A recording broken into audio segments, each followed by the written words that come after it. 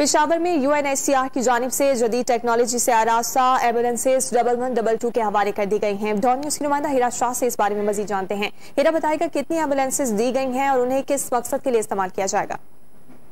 जी बिल्कुल, बैनुल-अक़वामी अदारा बराए महाजरीन ने रेस्क्यू 1112 को 14 हाईटेक एम्बुलेंस फ्राहम कर दी हैं। जदीद सहूलियात से रास्ता एम्बुलेंसेज को कोरोना वबा से निपटने के लिए इस्तेमाल होंगी। एम्बुलेंसेज में खुसूसी अफराद को ले जाने के लिए भी इंतजाम किए गए हैं।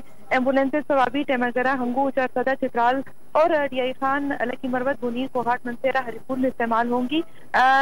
UNHCR हकाम के मुताबिक वबा का मुकाबला करने के लिए UNHCR पाकिस्तान के साथ खड़ा है और एम्बुलेंस अतिया करना सेहत निज़ाम को मुस्तहकम करने की कोशिश में साथ है।